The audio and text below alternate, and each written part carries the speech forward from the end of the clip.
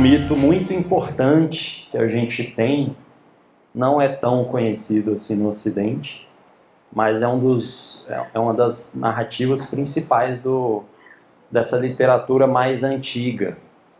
E é bem diferente a forma de visão do que a gente tem na nossa cultura ocidental, que é muito racional, muito lógica, como vocês vão ver.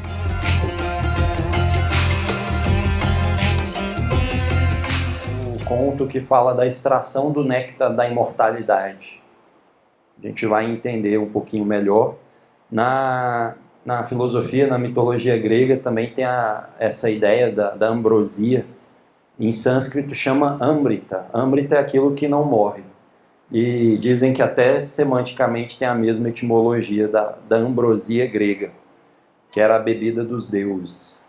Esse aqui é muito interessante. Esse é o Kumbh Mela, que é um festival religioso, e dizem que é a maior aglomeração de pessoas do mundo. Eu vi que um dos principais que teve aí recentemente teve 120 milhões de pessoas. Vocês entendem o que é isso? É a população de vários países juntas, né? Então tem algumas cidades sagradas em que ocorre esse festival. Temos uma pessoa aqui na sala que já foi para esse festival, não vou contar quem é. Imagina, 120 milhões de pessoas juntas. Isso para nós, né, é muito interessante. O pessoal fala assim que você quer rever os seus conceitos sobre o que é populoso, vai para a Índia ou vai para a China. Porque a quantidade de pessoas que podem estar no mesmo espaço. Para nós aqui, se a gente acha um shopping cheio, né, imagina um Kumbh Mela. E esse festival, ele tem origem nesse mito, nessa história. Essa história, o que acontece? O Kumbh Mela acontece em algumas cidades em que dizem que uma gota desse néctar cai,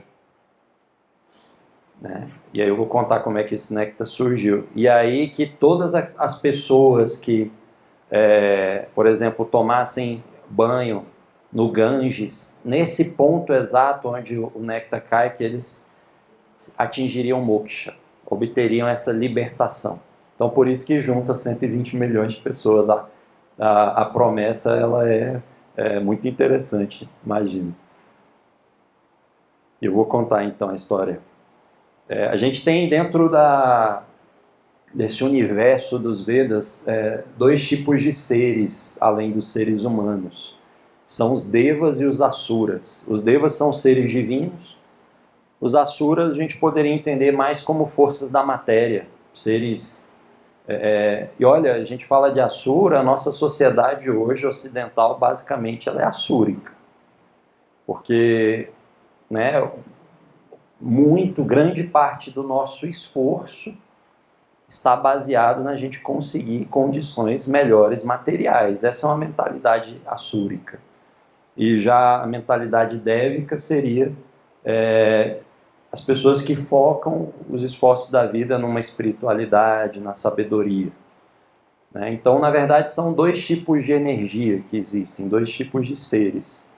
E aí eles vivem dentro do universo dos Vedas, eles vivem brigando. E isso acontece até dentro de nós. Eu estou já há alguns anos aqui na Nova Acrópole e tem muitos alunos que falam eu vou ter que deixar a escola porque eu vou ter que concentrar em estudar para conseguir um emprego melhor. É claro, isso é algo necessário e louvável, mas é possível harmonizar uma busca por autoconhecimento e as conquistas materiais que todos nós precisamos ter.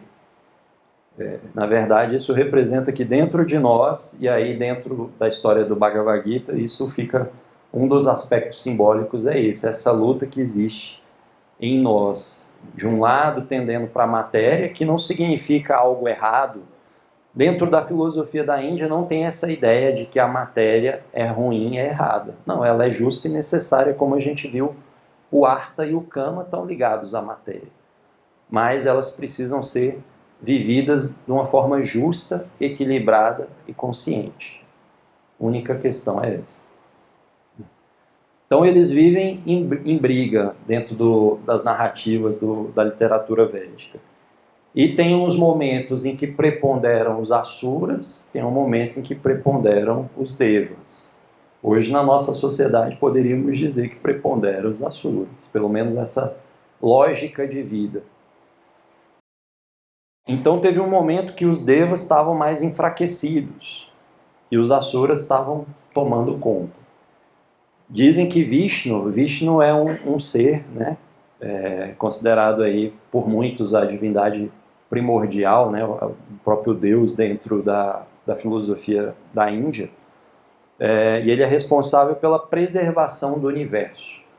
Então existe Brahma, Vishnu e Shiva, né? E Brahma, o aspecto da criação, Vishnu da manutenção e Shiva da renovação, da destruição, que promove uma renovação. Para eu me renovar, eu preciso mudar as formas velhas. Então, se eu tenho um hábito ruim e eu quero mudar para um hábito melhor, eu preciso destruir o hábito ruim, colocar no lugar um hábito bom. Isso é Shiva, né? Essa força de Shiva agindo. Então Vishnu, ele falou, não, vocês têm que conseguir o néctar da imortalidade. Falou para os devas, para que eles pudessem recobrar o seu protagonismo dentro do universo. E é muito interessante, a Índia é uma cultura muito agrária, e como várias outras civilizações, eles viam o céu como um oceano. É um oceano diferente. Tanto é que o céu se espelha na água. Né? Então é o que eles consideravam um oceano cósmico. E era um oceano de leite. Né? É interessante porque a gente olhar aqui no Brasil para o céu, a gente vai ver a Via Láctea. Via Láctea que significa via de leite. Quantas tradições, quantas civilizações, ao verem aquele céu polvilhado de estrelas, né, fizeram essa analogia com leite. E então era o oceano de leite. E não sei se vocês já viram como se faz manteiga, pelo menos antigamente que não era industrial, você pegava o leite e batia. Né? E aquele leite ia se solidificando, ia se tornando a manteiga. Então, se iria extrair o néctar da imortalidade da mesma forma que se extrai a manteiga.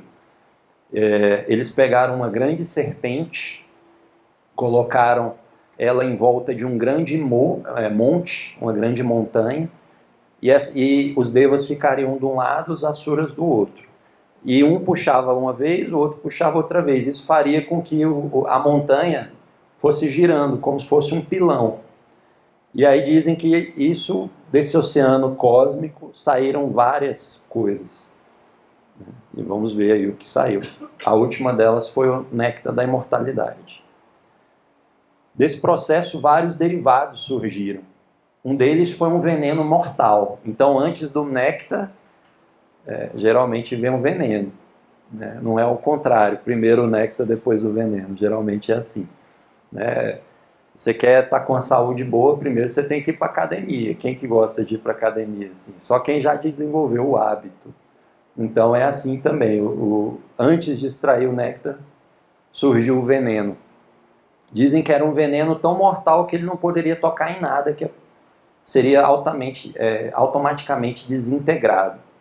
E aí o que aconteceu? Tinha o Shiva, era o único que poderia absorver esse veneno.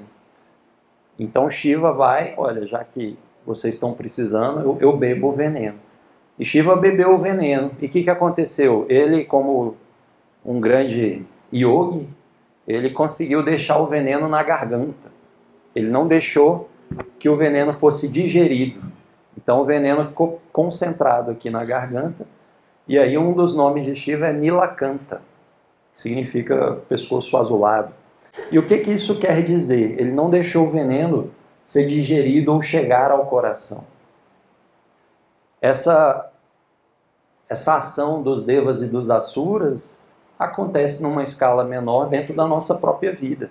Essas forças da matéria e as forças da sabedoria, da espiritualidade, elas estão em conflito dentro de nós o tempo todo. E desse processo, desse embate que é a vida, vai sair experiências difíceis. que para nós são venenosas, são destrutivas. E a gente precisa da sabedoria e da capacidade de lidar com essas experiências. Então não deixar que elas cheguem no nosso coração. O coração é o nosso âmago, é a nossa essência. A gente não pode deixar que essas dores da vida cheguem na nossa essência. A gente tem que saber vivê-las, porque elas fazem parte. Sem o veneno não vai vir o néctar, mas esse veneno ele tem que ficar aqui no pescoço, ele não pode se aprofundar mais. Então é da mesma forma quando a gente vive uma experiência difícil, eu não posso deixar com que aquilo chegue no meu ser mais profundo. Eu tenho que lidar com aquilo, lidar com aquela situação, sem deixar que ela me transforme, que ela me destrua. Essa é a lição que a gente tem aqui dessa primeira parte do mito. Então, depois do veneno surgem várias outras coisas. Essa história é longa. Geralmente as histórias da Índia é assim, é aquelas 1001 noites.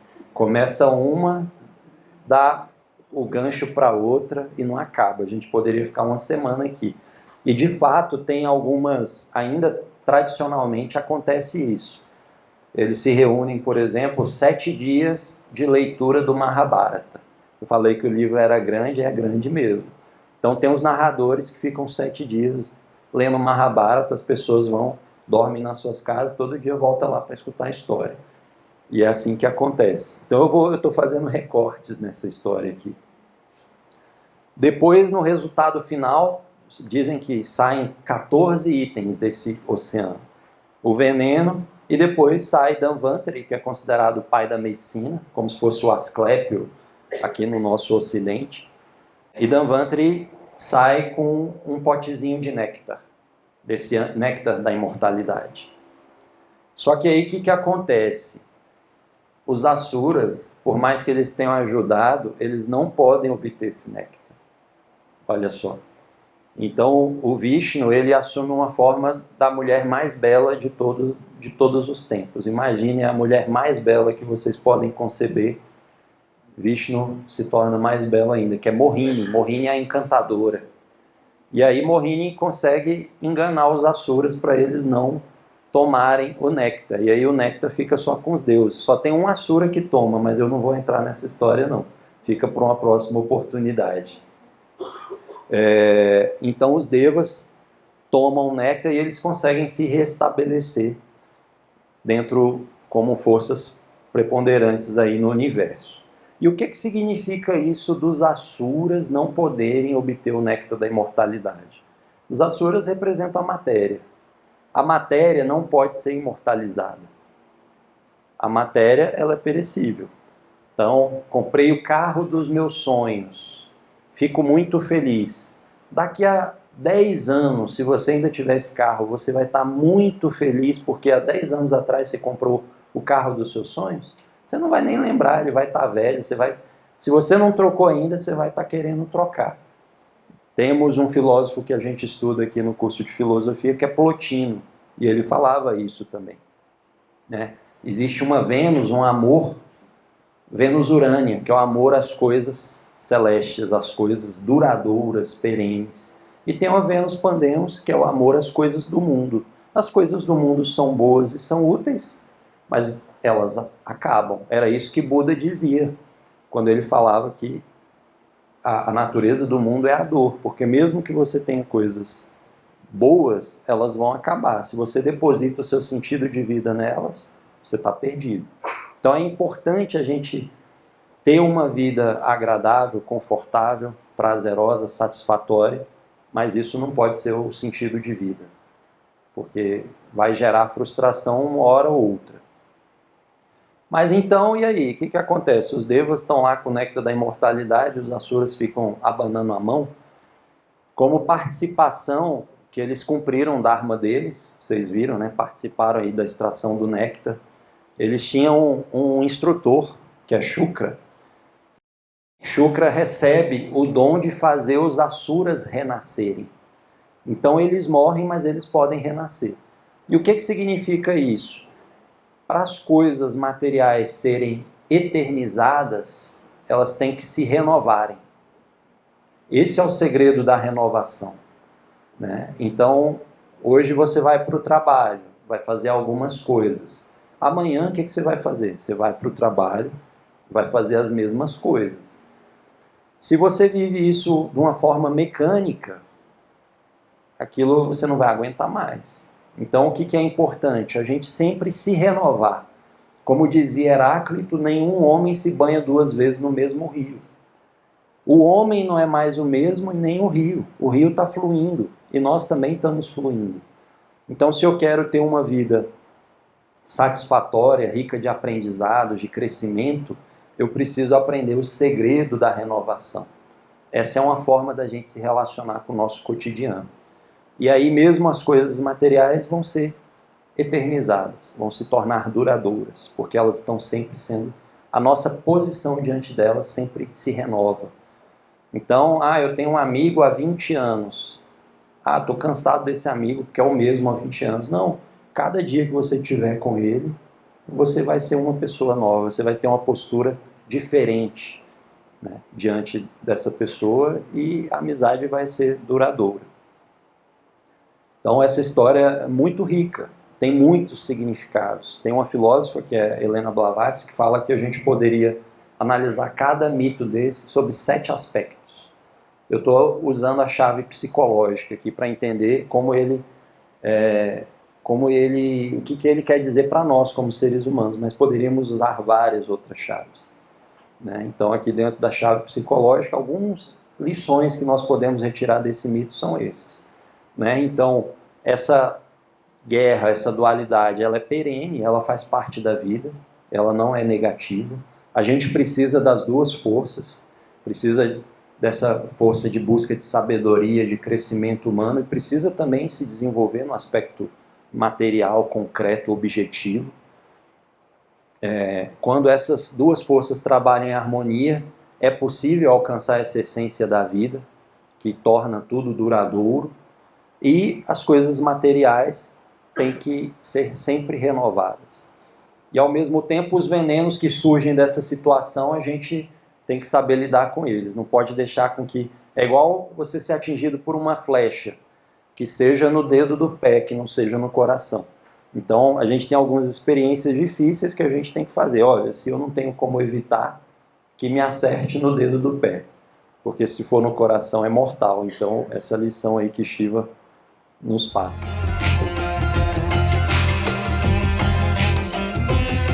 Agora vamos entrar num segundo, que é de Shani, que eu já comentei com vocês, né, que é o Cronos grego, Saturno, e a história do Shani e do Ganesha. Todo mundo conhece o Ganesha, que é aquela ser adorável ali com a cabeça de elefante, né, muito simpático, todo mundo gosta de Ganesha. Como é que ele adquiriu essa cabeça de elefante? Tem várias histórias também. Tem uma que eu acho que é a minha preferida. Então Ganesha, ele é o filho de Shiva, que a gente já viu na outra narrativa. Shiva é responsável pela renovação do universo, e Parvati. Parvati é a natureza material, é a mãe, é a terra, a matéria. Uma das versões da história, né, Ganesha e Kartikeya, que é o irmão dele, eles são concebidos magicamente por Shiva e Parvati. E aí, como todo bom nascimento, Shiva e Parvati chamam todos os seres celestes para irem lá ver o filho, né? Como se fosse uma festa de batismo deles. Então imagina, chega lá cada um e vai dar um presente para Ganesha e Kartikeya. Só que Shani é difícil, né? Que representa, o que Shani representa, né? As nossas limitações e as adversidades da vida. Um conceito que eu não trabalhei, mas que faz parte da filosofia da Índia, é o conceito de karma, que é essa lei de ação e reação. Shani representa a colheita difícil que a gente tem que fazer por ações equivocadas. Então também a gente tem o livre-arbítrio de plantar o que a gente quiser, mas a colheita ela vai vir conforme você plantou. Depois que você jogou a semente e regou, se for uma semente de laranja, não adianta querer manga, vai nascer laranja. Então isso que representa Shani, que é Saturno. Então ele já muito sabiamente falou, poxa, eu não posso aparecer lá, senão vai acontecer algum problema. né? Dizem que só o olhar de Shani já é fulminante. E foi mais Parvati insistiu, fala, não, se você não for, não vai estar completo. Você é muito importante. Meus filhos vão nascer preguiçosos, vão nascer indolentes. Porque Shani também significa esse trabalho, essa capacidade de plantar. E aí Shani falou, tá bom, você que está pedindo, vou aparecer lá. E dizem que quando ele apareceu, só de ele olhar para Ganesha, a cabeça dele foi incinerada. Isso para nós é muito maluco, né? Mas faz parte um pouco da forma como essas narrativas são contadas. E aí, muito tranquilamente, Vishnu, vocês lembram lá que a gente já viu, que cuida da preservação, viu lá uma cabeça, um elefante, pegou a cabeça do elefante e colocou em Ganesha. Pronto, resolveu o problema. Estava sem cabeça, agora está com a cabeça, com cabeça de elefante. E uma tromba com tudo, com tromba, com presa, com tudo. Cabeça completa de elefante. E, na verdade, o que significa esse mito? O elefante, dentro da Índia, sempre foi associado à sabedoria. Por quê? A própria figura do elefante pode mostrar isso para a gente. São ouvidos grandes, boca pequena, olhos pequenos. Então, ele tem uma capacidade de aprender muito, porque ele escuta muito. Né? Confia muito mais no que ele aprende, não necessariamente só no que ele vê. Geralmente a gente erra quando age com impulsividade, porque a gente viu algo, mas percebeu aquilo de forma equivocada. E o elefante não, ele tem longas orelhas, então ele escuta e aprende muito. Por isso ele representa a sabedoria. Então, o Ganesha, quando ele tomou contato com Shani, que são as adversidades, essas limitações, e conseguiu lidar com isso de uma forma positiva, né? Então as adversidades são feitas para eu tolerar e superar. O que eu não consigo superar, eu tenho que tolerar. E quando eu conseguir superar, eu vou superá-las. Isso promove o nosso crescimento. Eu vou fazer isso aceitando a vida como ela é. A dificuldade do Shani olhar para a gente é que a gente não consegue aceitar a vida como ela é. E Shani representa a vida como ela é. Então, quando eu aceito a vida como ela é, faço o que eu tenho que fazer, consigo tolerar e superar as minhas limitações, eu vou desenvolver sabedoria. E é isso que representa aí a cabeça de elefante de Ganesha.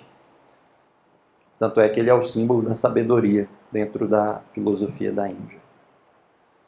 Memorizaram aí o significado desse mito?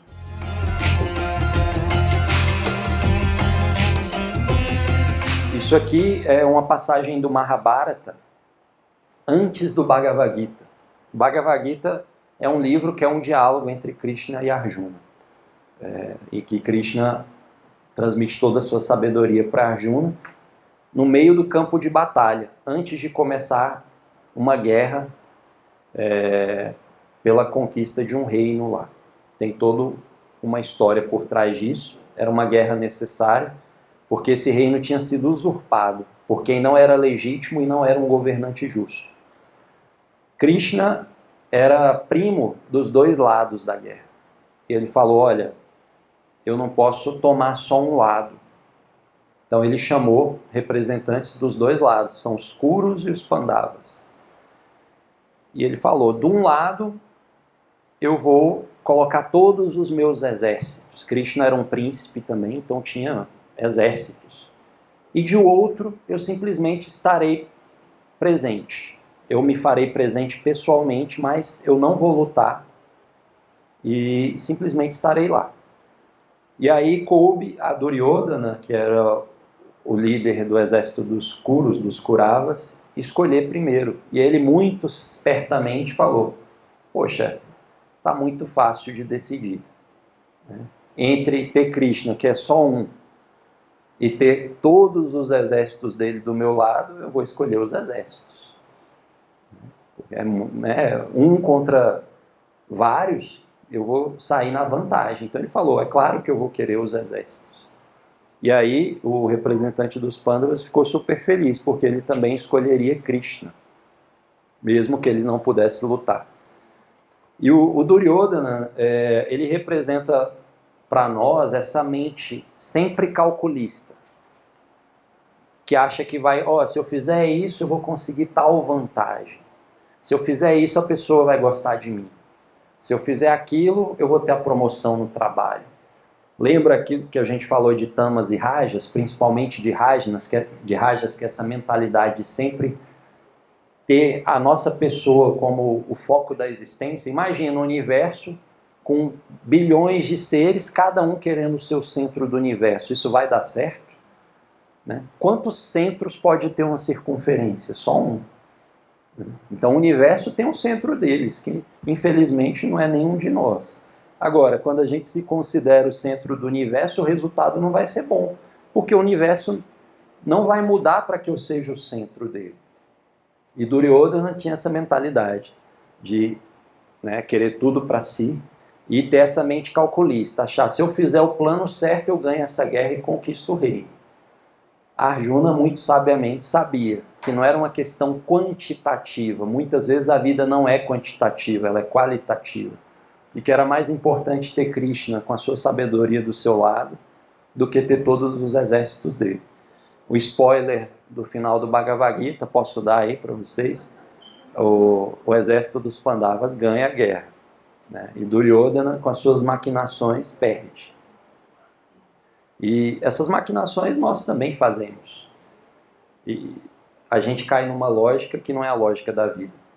Né? De ter uma visão, um discernimento real, uma visão intuitiva das coisas, uma visão precisa, que era o que Krishna poderia aportar para o exército. Isso vai complicar um pouquinho a nossa história lá do Dharma. Então vocês entenderam o que é o Dharma? Agora tá fácil, né? Mas na prática, será que tá fácil assim cumprir o nosso papel? A gente vai ver por essa história que nem sempre é tão fácil.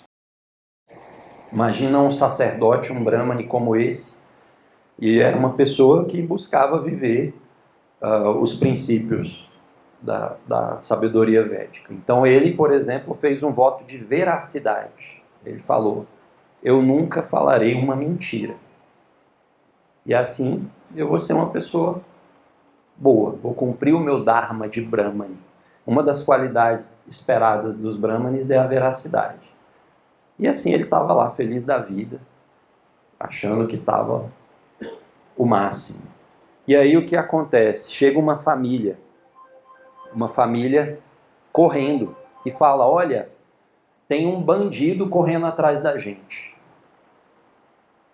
Nós vamos nos esconder ali do lado. Por favor, não conte para ele onde nós estamos, porque ele quer matar a gente. Ele é um cara sanguinário. E aí o Brahman falou, estava lá, não falou nada. E aí passa um tempo, chega o bandido. Ah, você viu se uma família passou correndo por aqui? Eles foram naquela direção? Aí ele falou, eu prometi ser veraz. E aí ele falou para o bandido, sim, eles estão naquela direção. Resultado da história, esse bandido foi lá e conseguiu aniquilar a família. E o Brahmani achou, não, eu estou cumprindo o meu papel. No final da vida, ele falece, e aí ele vai lá pro inferno. Tem inferno também na filosofia védica, mas não é um inferno eterno como o nosso, não, da visão cristã. É uma passagem. E aí ele foi lá para o inferno e também quem cuida lá é um administrador, é um deva, é um ser celeste que cuida do inferno. É igual o diretor da penitenciária, né? Ele não é bandido, ele é o diretor da penitenciária. E estava lá que chama Yama. E aí ele chegou e falou, Yama, deve ter alguma coisa errada. Olha, eu sou um sacerdote, sou um ser, dedico à espiritualidade, inclusive eu fiz um voto de sempre falar a verdade e nunca quebrei esse voto. Acho que vocês confundiram, eu devia estar lá no céu. E aí o Yama fala, não teve confusão não. Você lembra aquele dia que você viu uma família correndo e tinha um bandido que perseguia aquela família e você para cumprir o seu voto, talvez aí até uma sombra de vaidade, de não abrir mão daquilo que ele se propôs. Você cumpriu um dharma menor, mas você falhou num dharma maior. Porque o propósito do dharma é o bem de todos. São as leis naturais que visam a harmonia do universo. E você, ao se apegar ao seu voto de veracidade, você permitiu que um grande mal fosse feito a uma família inocente. Por isso que você está aqui. Isso mostra que essa ideia do Dharma, ela é muito bonita, muito rica, mas não é tão simples. Porque muitas vezes esses Dharmas entram em conflito. Um dever que a gente tem em relação a um papel que a gente exerce e um outro dever em relação a outro papel. Nessas situações, a gente sempre deve buscar o Dharma maior, aquele que vai promover o bem maior. E foi nisso que esse Brahmane falhou. Então essa história mostra. Muitas vezes a gente fica nessas situações de conflito. Poxa, eu tenho que fazer isso e aquilo. O que eu faço? Os dois são necessários. Busque aquele que vai promover o bem maior para você e para os demais. Essa é a chave. O verdadeiro Dharma está aí. O pessoal pediu para eu gravar um vídeo para divulgar a palestra, né? Eles falaram, fala um verso em sânscrito aí, né? Que você lembra e tudo. E aí eu lembrei desse verso, que é o primeiro verso do Vedanta Sutra. Fazer uma tradução que não é literal, ele significa: agora é o momento de indagarmos, de refletirmos sobre a verdade, sobre aquilo que é perene. O conceito de verdade dentro da filosofia dessas antigas civilizações sempre esteve ligado ao duradouro. Então, algo quanto mais duradouro, mais verdadeiro é. Então, esse copo, ele é verdadeiro? Poxa, se eu conservar ele, ele vai durar 100 anos. Mas e a ideia da justiça? Quantos anos ela existe dentro da humanidade? E se não houver humanidade, será que ainda vai existir a justiça? Provavelmente sim, de acordo com Platão, sim. As ideias precedem os fatos. Então, a justiça, em relação ao copo, ela é muito mais verdadeira. Então, essa frase significa: agora vamos indagar sobre a verdade, sobre a realidade. E é muito interessante porque não é só esse livro, que é o Vedanta Sutra, que começa com essa palavra agora. E o que significa esse agora? Será que é a hora? Opa, é hora de fazer filosofia. Não, não é isso. Esse agora é o momento em que nós despertamos. Temos o mito do Prometeu na Grécia, por exemplo, que rouba o fogo dos deuses e passa para a humanidade. Esse fogo é como se fosse um despertar da consciência. E vocês, por exemplo, estão nessa palestra de hoje buscando autoconhecimento, buscando se aperfeiçoarem, buscando ter uma visão mais ampla da vida, da realidade. Então esse momento é o agora. Então, se chegou o momento desse despertar, não deixe para depois. A gente que está aqui na escola há algum tempo, a gente conhece pessoas que vêm para uma palestra, se encantam e falam: nossa, vou fazer o curso. Aí você espera a pessoa na semana que vem, muitas vezes ela não vem. Eu já conheci, tem alunos da escola que eu frequento, 10 anos depois eles chegam lá. Ele fala: tudo bem, eu vim numa palestra aqui há 10 anos atrás, eu queria fazer o curso, mas aí aconteceu tal coisa na minha vida. E isso acontece mesmo. Dizem um dos preceitos aí da filosofia que a natureza não admite vácuo. Então, se tem um vazio na sua vida, ele vai ser preenchido. Se chegou esse momento de despertar para essas indagações, para essas reflexões, não deixe que esse vazio seja preenchido por outra coisa. Aproveite esse momento, coloque essa busca filosófica na sua vida. E mantenha um espaçozinho. Vocês lembram lá que a gente falou dos diferentes objetivos de vida? A gente tem que ganhar vida, tem que trabalhar, tem que pagar boleto, tem que fazer muita coisa. Mas precisa também buscar esse autoconhecimento, buscar respostas, buscar um sentido de vida. E a filosofia, ela foi feita para isso. o recado final aí que eu queria passar dessa palestra. Quem já está nessa busca, mantenha, não deixe esse espaço ser ocupado por outra coisa. E quem está despertando para ela agora, aproveite, não deixe esse espaço, ocupe esse espaço com essa busca filosófica. Né? E busque ter essa vida integral que a gente falou, que a filosofia védica tanto nos ensina.